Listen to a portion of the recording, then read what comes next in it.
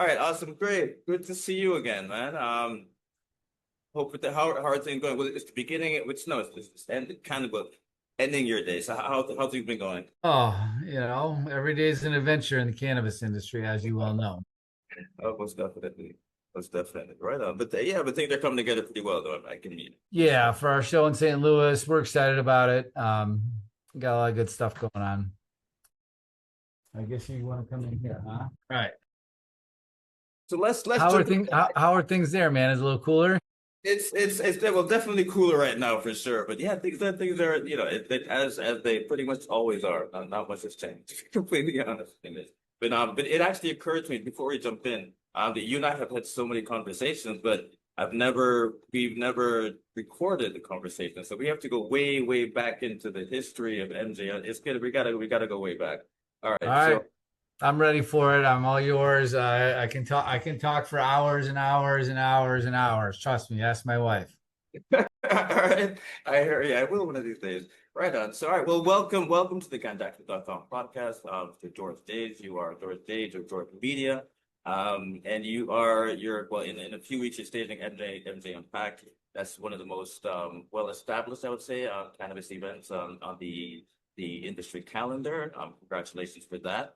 Thank you. But tell us, and you're hosting in St. Louis, Missouri, which might sound a bit different to some people, but let's go back a little bit. Your history, your history. You were in events before you got into cannabis. Am I correct? Sort of. I mean, I would say I was into cannabis before I was in the event space, but that was, my herbal distribution business I had in high school and college. Okay. So I've always had a relationship with the plant. I got in the trade show industry like most people did, kind of from a side door.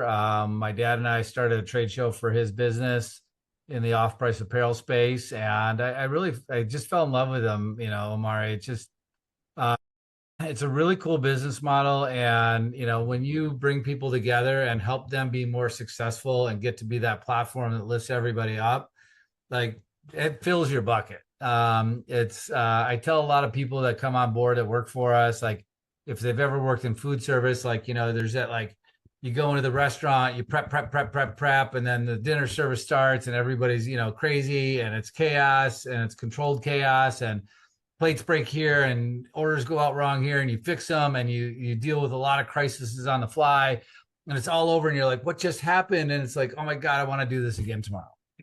Right.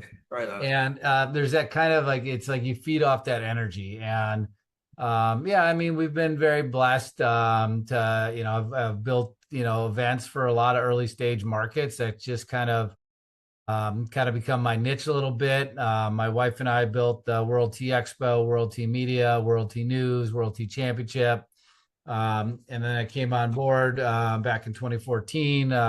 Some owners of a very fledgling early stage cannabis publication at the time was called MMJ Business Daily asked me to come on board. And I was really excited about it. There's, Amari, it was people like kind of like, well, you jump from tea to pot. I'm like, I mean, like, first of all, like the license plates, like teapot or pot tea, like I could have so much fun with that. But like, more fundamentally, like there's so many similarities to tea and cannabis that people don't really understand. I mean, tea People has see all cannabis these, as make as well, so I mean, I can understand yeah, that. and you've got all these flavonoids and catechins and these minor molecules in there, these chemicals that are in there that cross the blood brain barrier, including L-theanine that creates a calm state of relaxation. Why Buddhist monks use tea to meditate, because you get the caffeine that brings you up and then the L-theanine that balances you out so you don't like spike like when you have a cup of coffee or an energy drink.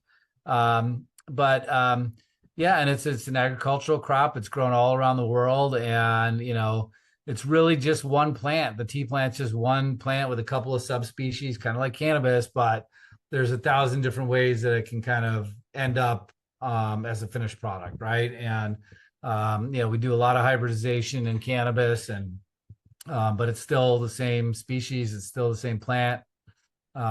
Just kind of changing the profile a little bit here and there, and can create some really unique products.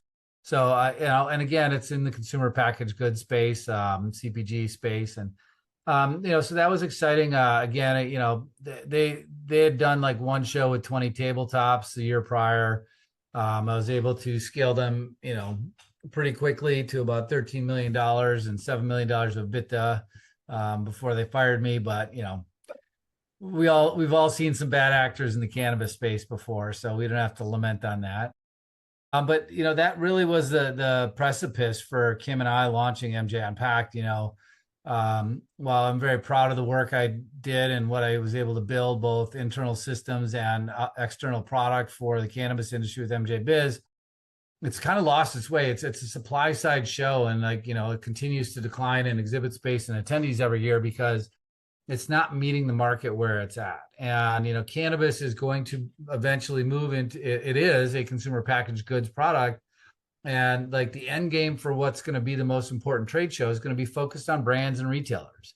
Right. And we wanted to create an event that was different and unique. There's a lot of events in the industry. There's a handful of events that go from state to state, and they set up a pipe and drape booths, and they say they're going to have 5,000 people there, and it's a bunch of consumers. It's not driving commerce in the industry.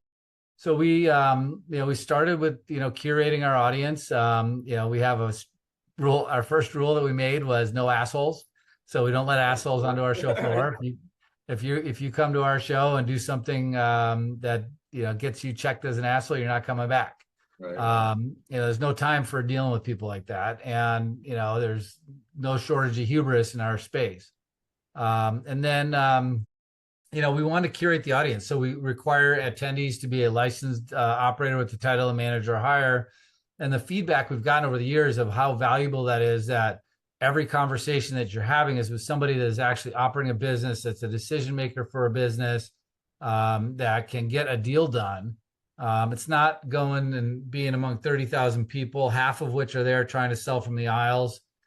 It's about having the right people in the room. And, we extend that level of curation to our conference programming. I'm very proud. I would argue we have some of the best conference programming in the industry. Granted, I'm biased, but and we got to get you out to moderate a panel. We'd love to have you out at our show, Omari. So right you say when, and we got a spot for you. But we have a conference committee for retailers, one for brands, one for cultivators, one for research scientists, and we meet with them individually every month.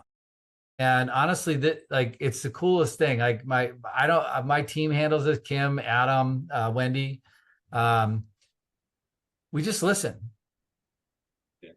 We listen and they are so excited to be able to be in a room where they have 10 or 15 of their peers doing the exact same shit they're doing every day, facing the same challenges they have every day, and hearing how are they solving those problems? What are the problems they're having that they might not have yet that they're going to have? No, right. I can understand that. Yeah.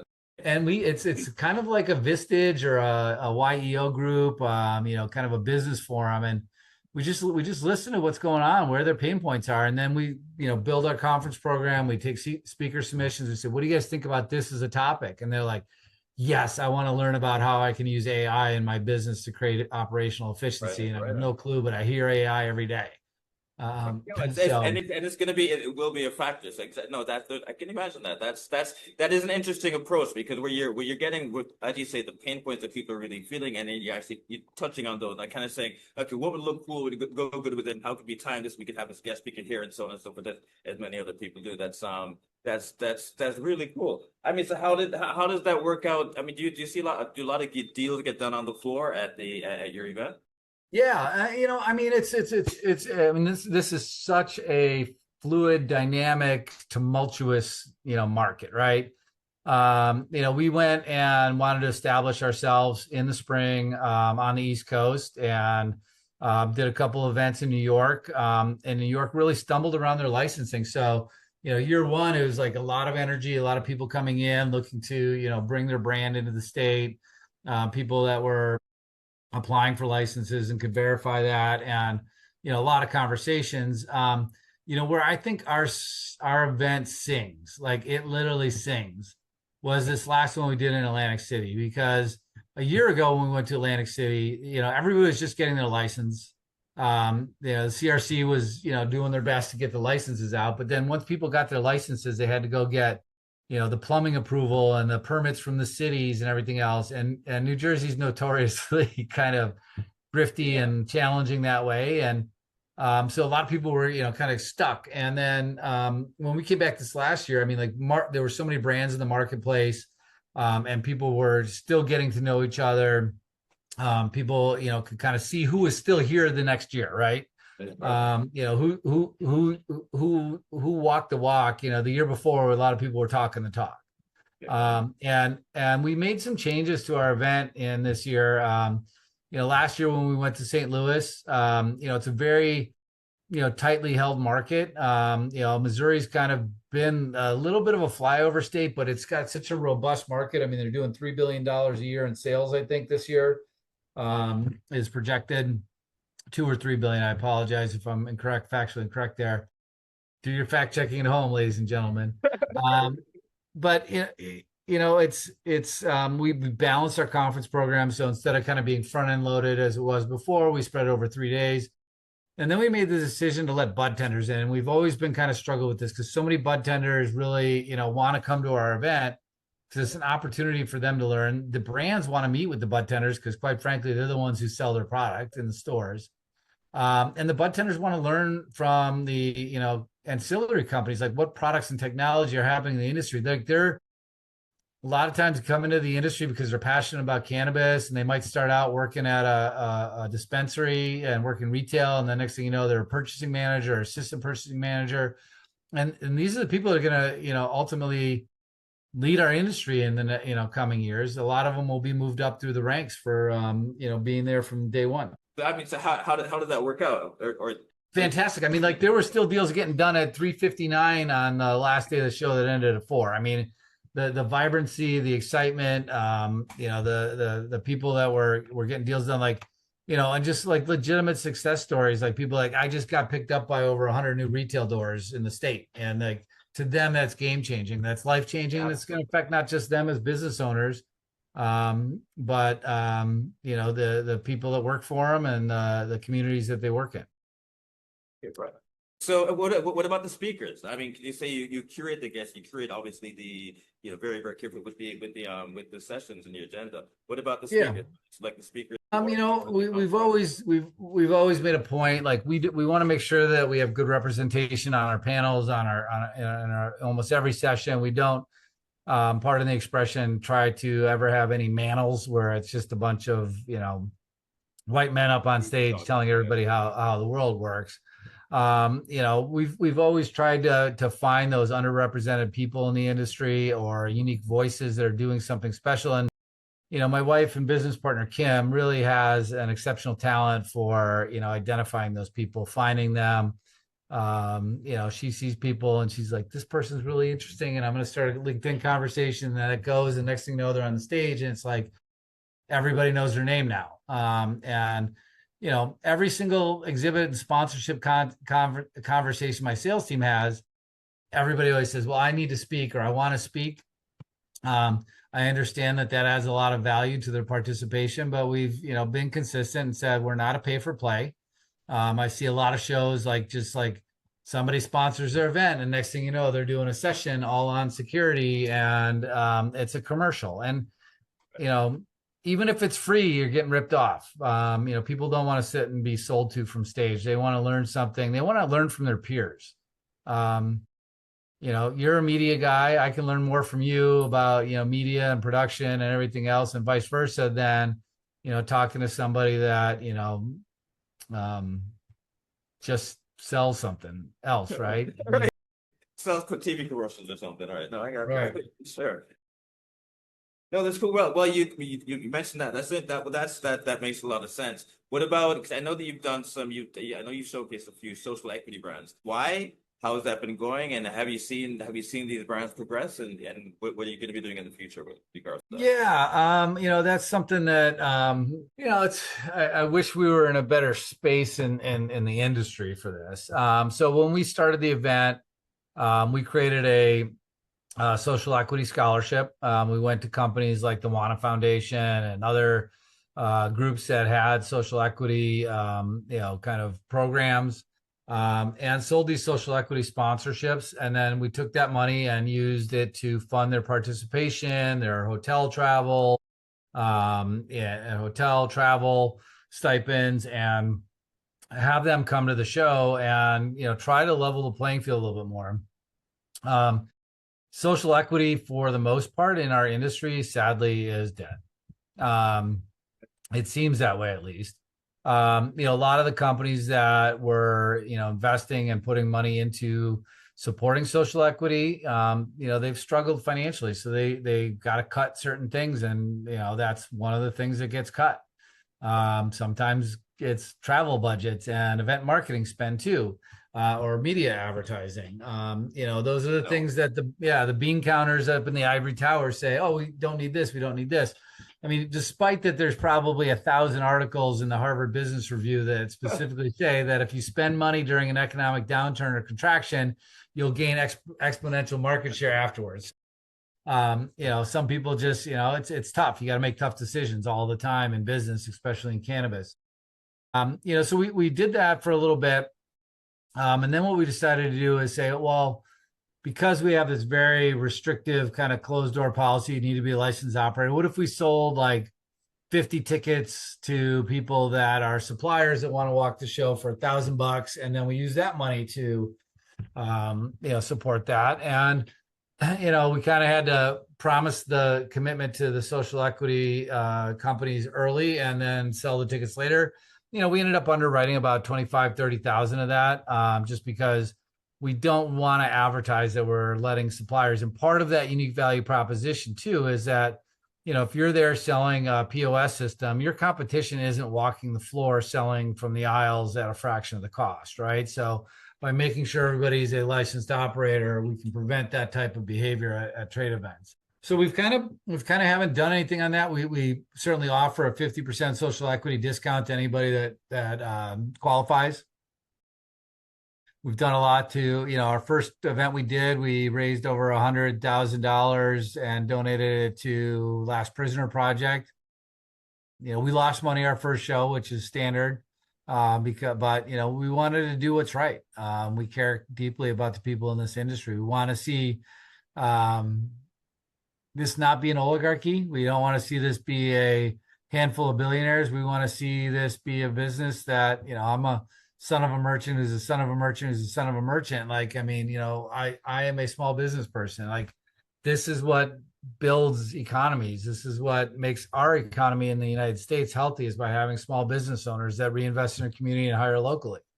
When you have big corporations that, sneeze and, lay off 10,000 people because they need to meet their investors' demands on Wall Street, that's not how the world I want to live in. I'd say you sound like you're about to get political when you talk about the oligarchy, and billionaires and all that stuff, but I'm not going to go there. That could be my follow-up. In fact, how with being so curated and so careful about your selection, how does that affect your economics with the whole event? Listen, I'd rather be intentional. We're not, I want the event to, so let me put it in this context. Certainly we're in business. We want to grow our business. We want to sell exhibit space and sell attendee registrations, right? We're not selling tickets. You buy tickets for a concert or a carnival.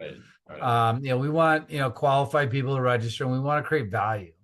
I was just kind of looking at this the other day. There's another guy doing another event, and it's like, we're the premier event for this.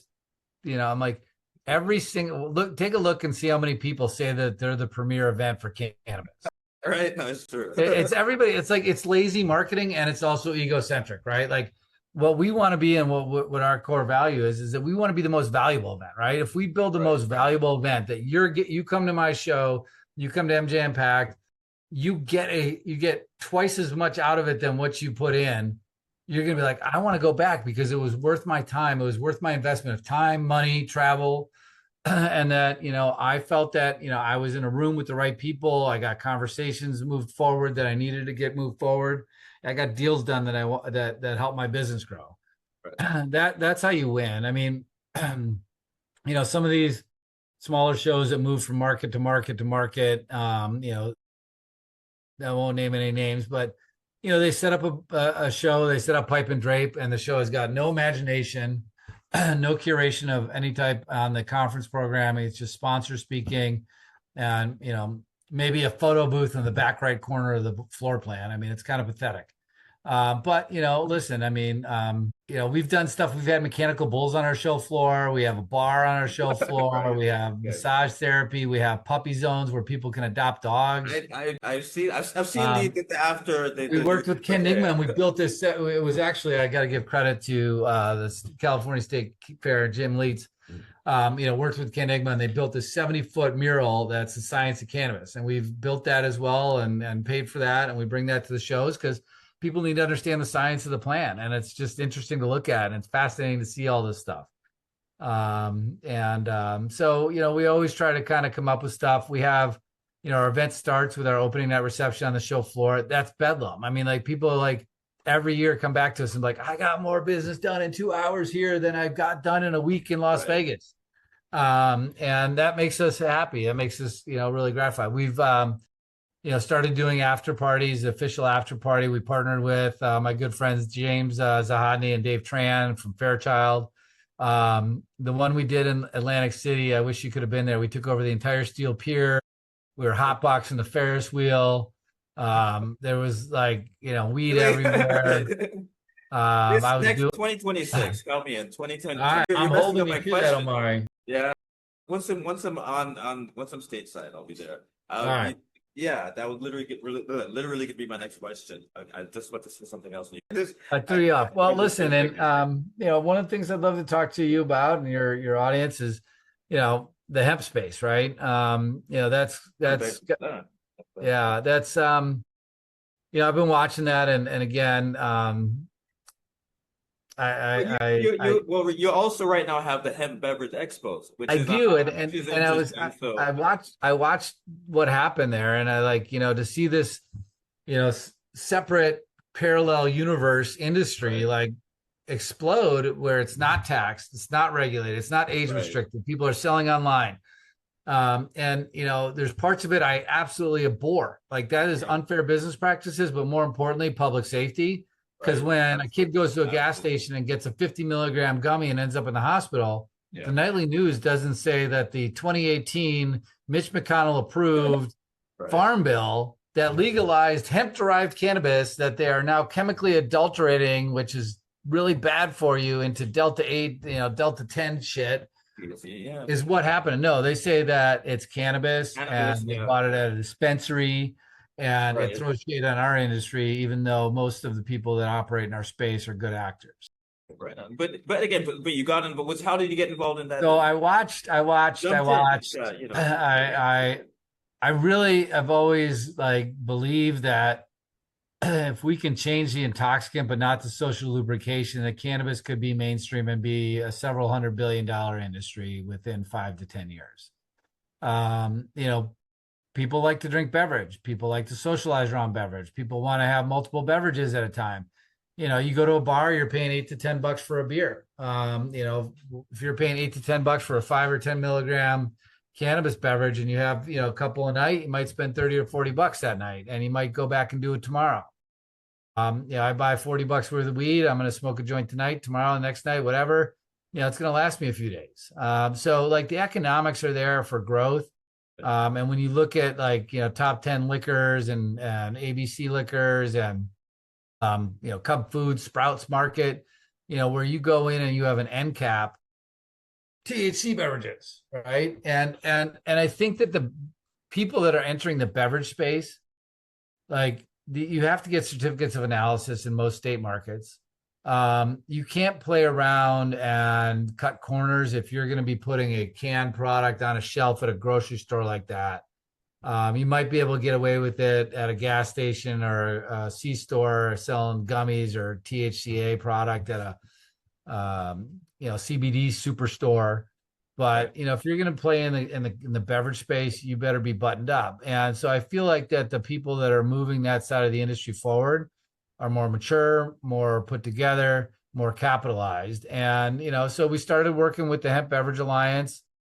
They did a very small event, almost kind of very similar to MJ BizCon, doing a very small 20 tabletop, 20, 30 Right. tabletop event with a couple hundred people.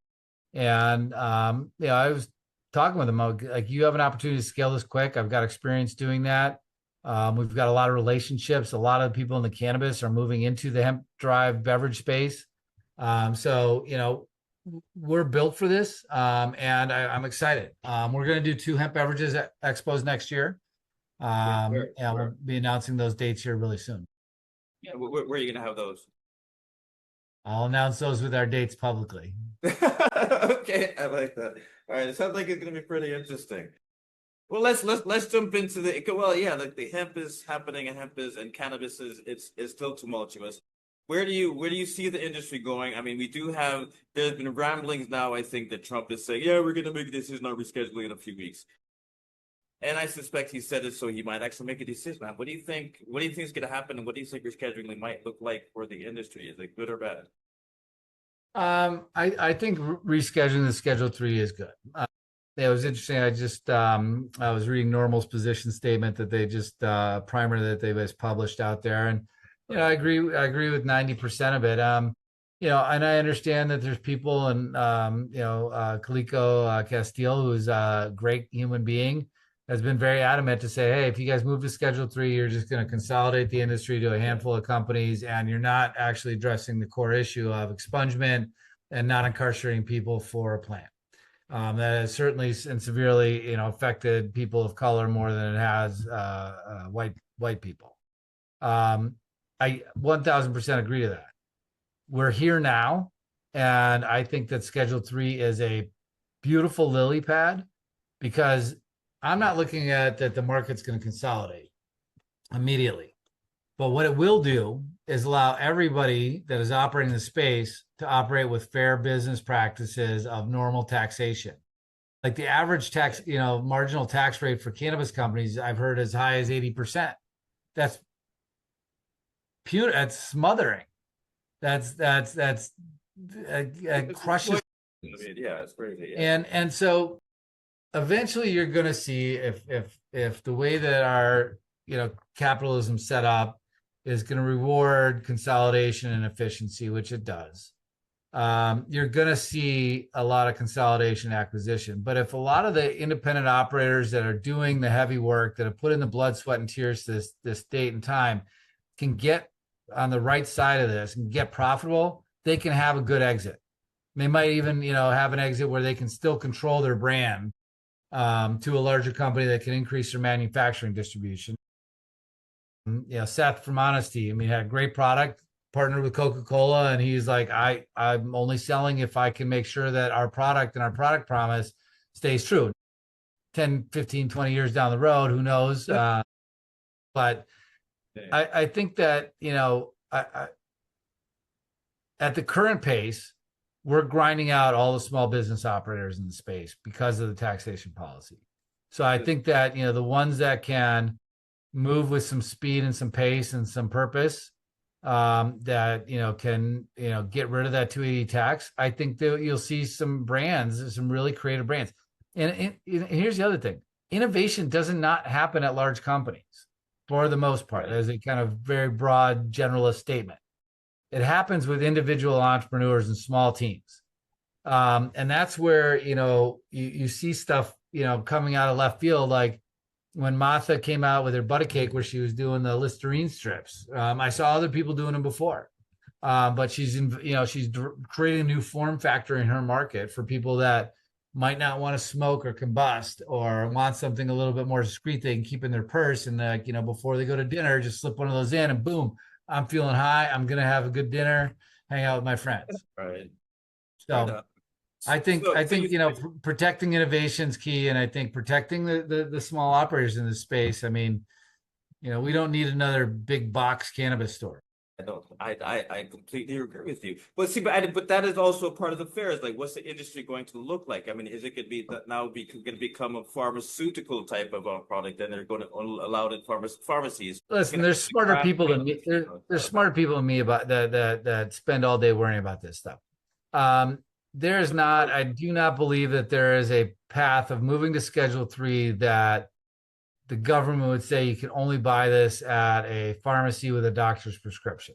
Right. This Schedule 3 is a lily pad. I think that if we can move this to Schedule 3, allow these companies to operate, stabilize the market, that's going to also, make it a lot easier for people to work on the right side of the law and not, divert product or, run illegal operations.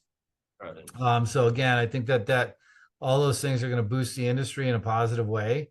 Um, But it's still going to and be federally illegal. So I mean, people can still be arrested. It's still it's as well as you're saying. It doesn't really address some of the core issues, but it still doesn't really create an open industry. It I doesn't. agree. I agree. There's still risk. But if the speed limit's 65 miles on the freeway, everybody's doing 75.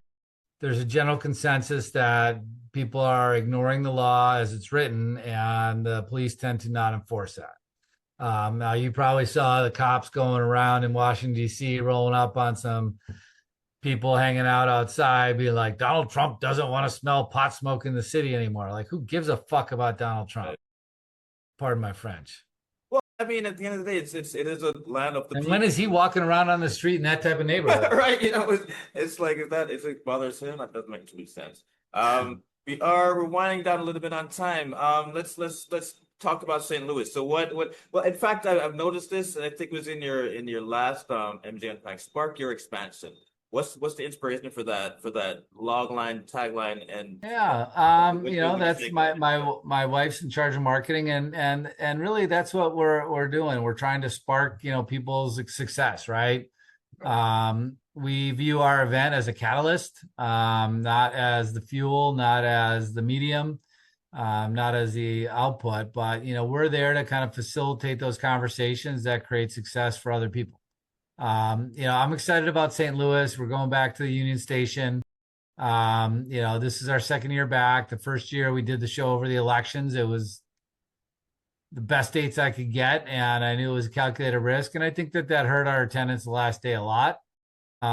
People were kind of like needed to reconcile. What does this mean? What next? This whole last election cycle was, stressful at every level for just about every human being in the country and world. And I don't know if it's gotten any better.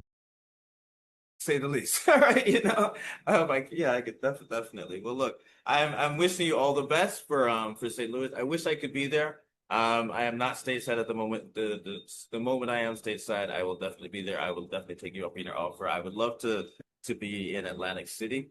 And you have me curious about Missouri. I'm gonna have to if I could see it through your eyes, maybe I'll be like, this is actually really I mean, Missouri's interesting too. I mean, there's a lot of consolidation going on in that market. And you got Nebraska rolling some stuff out.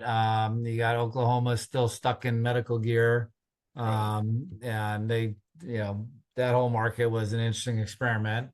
But it's the Midwest is, I mean, it's just, there's a lot of market there. I mean, the West Coast is very saturated. It's been going through a lot of, fundamental changes. The East Coast, our Atlantic City has just been cooking with gas, and, by far the best show in New Jersey of any trade show, and certainly the East Coast, I think. So, well, awesome. Sounds great. Well, one last thing, how is Kim doing again? There was a social media post that she had a little medical issue. She's doing great. Thank you for asking. She's doing wonderful.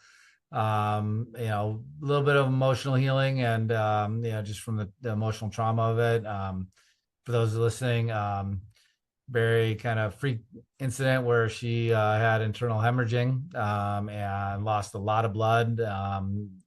1 o'clock in the morning, she had to get 3 pints of blood at the hospital. I thought she had died in my arms. So it was pretty intense when it went down. So she's good. We got her fixed up by a good doctor, and she is on the mend. Awesome. But she's also on house arrest. She's not allowed to travel for another week, so she will not be joining us in St. Louis. I was going to ask about that. Okay, all right. Well. Again, give her our regards. I hope that she got back 100% as soon as possible. And one more thing, and I understand that you just dropped this is just happened when you dropping your son off at college. So congratulations on that. How did that go? how's it feel? I guess he's now moved out of the house for the first time. Yeah, Dave. It only took 4 days for him to call me today for money. Okay, all right, hey, that's but He made it he's four trying to push days. it for a week. He's probably trying to make it a week. He's like, it's not gonna work. It's not gonna work. I gotta go. Come on. Oh no, Yeah, he is. Him and my daughter are certainly, one of the most beautiful things in my life. Obviously, my wife Kim as well. I'm so excited for him. I think this is such an opportunity for him to grow as a human being and explore his boundaries. I think he's deeply compassionate, very thoughtful, and at the same time, absent-minded and complete slop. So he'll do just fine in college. right. I think you blend right in. I'm sure. Awesome. All right, George. Look, you have a great evening. It's great talking to you. I wish you all the best. I want to get this up and out really quick so we can at least maybe stimulate some last minute attend. Well, if they qualify. Obviously, whatever. See what happens. Maybe if Donald Trump legalizes weed, he'll let me borrow his Qatari jet that he just got for his gifted, and we can fly you up on that. Well, that's I think that would be that would make sense. I mean, he and I go way back. What can I say, right? Um, no, awesome, man. Great. Have a great one. Have a great Hey, one. gratitude to you, my friend, and thank you so much for the opportunity. I really appreciate you, All Omari. right, all right, take care. Keep up the great work. All right, thank you, we'll do.